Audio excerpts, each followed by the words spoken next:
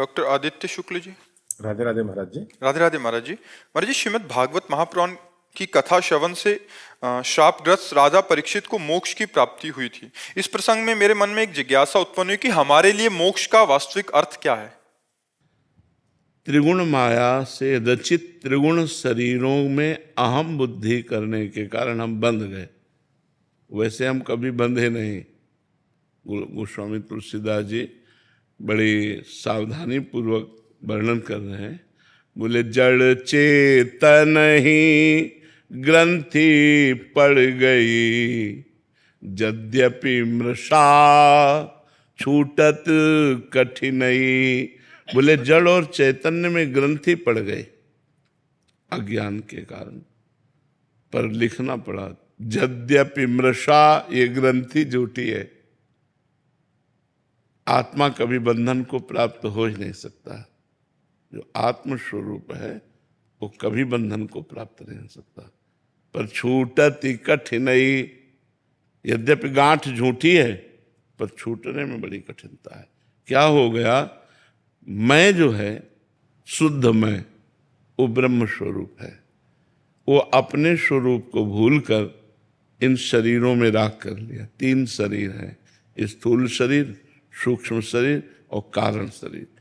अब देखो, आपसे जैसे पूछा जाए आप कौन हैं, तो आपका विचार इसी शरीर पर आएगा। नहीं, मैं अमुक हूँ, अमुक गांव में पैदा हुआ हूँ, अमुक जाति में पैदा हुआ हूँ। लेकिन ये स्थूल शरीर हमारा ढांचा है, मैं तो नहीं हूं ना। बस इसी भ्रम का नाश हो जाना मोक्ष कहते हैं। जो शरीर धर्म से हम युक्त हो गए हैं, इंद्रियों के विलास को हम अपना मानते हैं। जैसे मैंने इनको देखा, लेकिन जब ज्ञान पूर्वक इसका अनुभव करो तो नेत्रेंद्रिय ने देखा, मन ने प्रेरणा की, और मैं मन और नेत्रेंद्रिय दोनों का साक्षी हूं।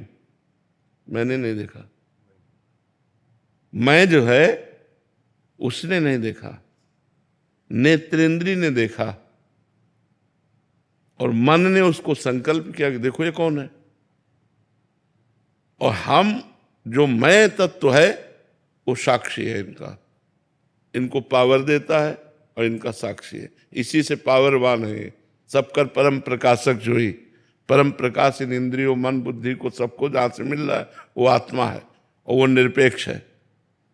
जब ये अंदर ज्ञान हो जाता है कि ना मैं खाता हूं, जिसे 5वें अध्याय में गीता में लिखा है, जो स्थित प्रज्ञ पुरुष है वो खाता हुआ भी खाता नहीं है, पीता हुआ भी पीता नहीं है, देखता हुआ भी देखता नहीं है, चलता हुआ भी चलता नहीं, वो सूंघता हुआ भी सूंघता नहीं।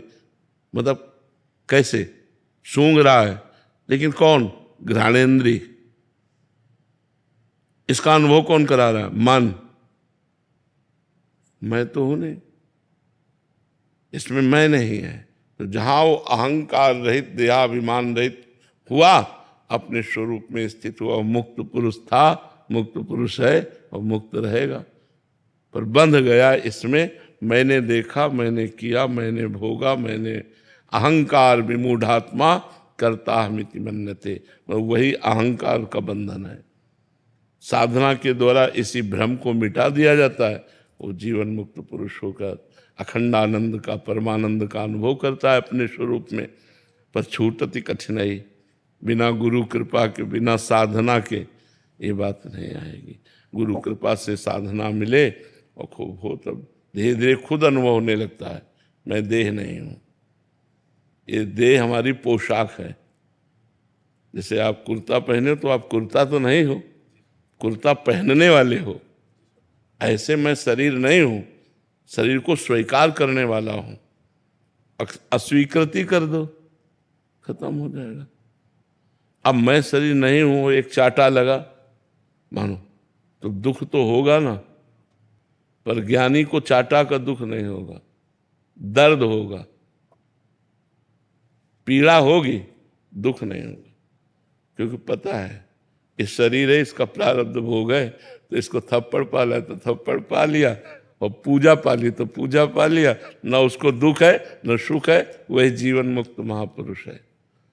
एक चंदन लगा रहा है और एक अपमान कर रहा है, दोनों के प्रति समबुद्धि है, वही महात्मा है, वही जीवन मुक्त पुरुष है। तो मोक्ष का तात्पर्य है, जैसे काम वेदना आई तो किस पर आई? आप पर कभी नहीं आ सकती। काम, क्रोध, लोभ, मोह, मद, मत्सर, इनका प्रभाव आत्मा पर नहीं है। हाँ, इनका प्रभाव अंतःकरण पर है, सूक्ष्म शरीर। जो सूक्ष्म शरीर है उसमें जो अहम है, सूक्ष्म शरीर में 4 अंतःकरण के मन, बुद्धि, चित्त, अहंकार, उस अहंकार में बैठे होते हैं। मैं भोगूं, मैं देखूं, मैं चखूं, ये जो इच्छा प्रकट होती है उसमें होती है। तो जो ज्ञान का साधक होता है वो देखता है कि अंतःकरण में स्फुरणा हो रही विषय की, वो उसे देखने वाला बनता है, तो उस पर वो ना सह गया। अब जो जलन हुई वो भी अंतःकरण में हुई, अपने में नहीं हुई। यहाँ हम सब अपने में मानते हैं। जैसे मेरा मन कहता है ये चीज खाऊं और वो ना दूं तो जलन पैदा करेगा, अशांति पैदा करेगा, तो हमें लगता है यार खा लेते हैं तो शांति हो जाएगी। बस यही बंधन है, यही बंधन। अब वो मन बलवान हो गया, अब दूसरी बार दूसरी चीज कहेगा, तीसरी बार तीसरी, ऐसे जन्म के जन्म होते चले जा रहे हैं हमारे, और हम न मन को शांत कर पा रहे हैं, न इच्छाओं को मिटा पा रहे हैं, न शरीर राग मिटा पा रहे हैं। यही बंधन हमें पुनरपि जननम पुनरपि मरणम में डाले हुए है।